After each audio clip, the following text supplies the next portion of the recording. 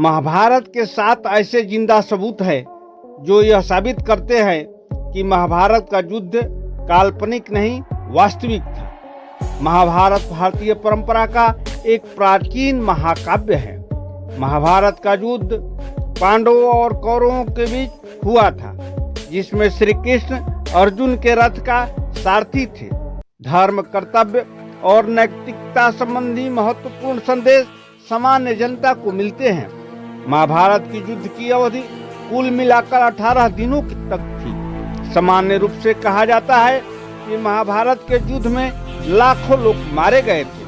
कुछ लोग महाभारत को काल्पनिक मानते हैं, लेकिन ऐसे कई सबूत आज भी जीवंत हैं, जिससे यह पता चलता है कि श्री कृष्ण ने धरती पर जन्म लिया था और महाभारत काल्पनिक नहीं वास्तविक है। नमस्कार, मैं लालमोहर द्विवेदी इस चैनल में आपका हार्दिक स्वागत करता हूं। जो जीवंत उदाहरण है मैं आपके सामने पेश करता हूं। पहला, कुरुक्षेत्र की लाल मिट्टी। जैसा कि हम जानते हैं कि महाभारत का युद्ध कुरुक्षेत्र में हुआ था, जो हरियाणा राज्य में स्थित है। कहते हैं उस समय भयंकर युद्ध में बहुत खून बहने की वजह से वहां की जमीन लाल हो गई थी।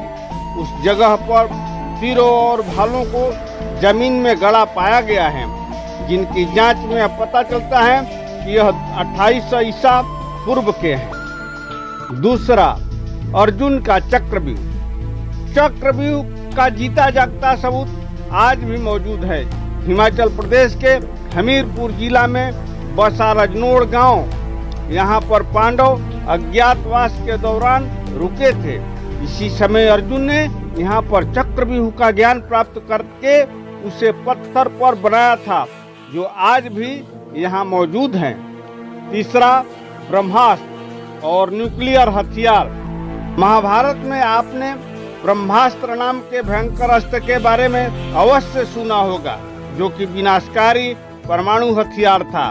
रामायण में भी लक्ष्मण ने मेघनाथ पर ब्रह्मास्त्र से प्रहार करने को सोचा था, तो भगवान श्री राम ने यह कह करके वे मना कर दिए कि अभी इसकी आवश्यकता नहीं है, क्योंकि इससे सारी लंका नष्ट हो जाएगी। अनेकों महिलाओं के माथे की सिंदूर मिट जाएंगे और कई बेकसूरों की जान चली जाएगी। यह अस्त्र पूरी दुनिया को नष्ट करने की क्षमता रखता है। अमेरिका ने जे रॉबर्ट ओपेनहाइमर को परमाणु बम बनाने का कार्य सौंपा था। फिर इसका परीक्षण किया गया। धमाके का परिणाम बिल्कुल ब्रह्मास्त्र की तरह था। चौथा सबूत, श्री कृष्ण की द्वारका नगरी। भगवान श्री कृष्ण को द्वारका का राजा कहा जाता है और महाभारत में इस बात की जानकारी मिलती है। ऐसा माना जाता है कि जरासंध के भय से कृष्ण मथुरा से द्वारका में जाकर के बसे। यह नगरी जल में डूब गई थी। आपको जानकर आश्चर्य होगा, पुरातत्व विभाग को गुजरात के पास समुद्र के नीचे एक पुराना शहर मिला है और इसके सबूतों से यह पता चलता है कि यही द्वारका असली नगरी है। पांचवा, लक्षागृह। महाभारत काल में लक्षागृह की भूमिका भी महत्वपूर्ण मानी जाती है। कौरवों ने पांडवों को जलाने की साजिश के लिए लक्षागृह का निर्माण करवाया था, लेकिन बर्नावत में पांडव सुरंग से निकलकर बाहर आ गए थे। कहा जाता है कि आज भी यह सुरंग उत्तर प्रदेश के बरनावा नामक स्थान पर मौजूद है। छठवां सबूत, महारथी कर्ण का अंग प्रदेश। कुंती के सबसे बड़े पुत्र दानवीर कर्ण अंग देश के राजा थे, जो उन्हें दुर्योधन ने उपहार में भेंट किया था। आज अंग देश को उत्तर प्रदेश के गोंडा जिले के नाम से जाना जाता है।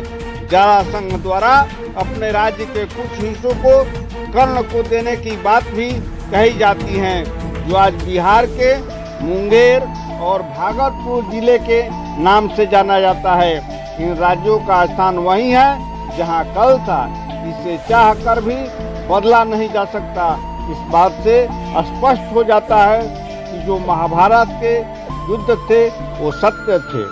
7वां सबूत श्रीमद् भागवत गीता। जिन्होंने भगवत गीता पढ़ी होगी वह यह भी जानते होंगे कि इसमें ज्यादातर श्लोक 2 लाइनों में लिखे गए हैं। आप किसी भी श्लोक को पढ़ें और समझें तो यह कम शब्दों में बहुत अधिक बात कह देते हैं। जैसे गागर में सागर। गीता में जो बातें लिखी हैं वह किसी सामान्य व्यक्ति द्वारा नहीं बताई जा सकती हैं। भले ही मानव सभ्यता का काफी विकास हो गया हो, लेकिन आज भी गीता में वह ज्ञान है जो कल्पनीय है, जिसे सामान्य व्यक्ति सोच भी नहीं सकता, जिसे सिर्फ भगवान ही बता सकते हैं। यह सबूत है कि भगवान श्री कृष्ण थे जिन्होंने गीता का ज्ञान अर्जुन को युद्ध के मध्य में दिया था। अगर अर्जुन थे तो पांडव भी थे। इसका मतलब महाभारत काल्पनिक नहीं वास्तविक है। यदि मेरा वीडियो अच्छा लगा तो कृपया इसे सब्सक्राइब करना न भूलें एवं अपने दोस्तों में शेयर एवं लाइक करें।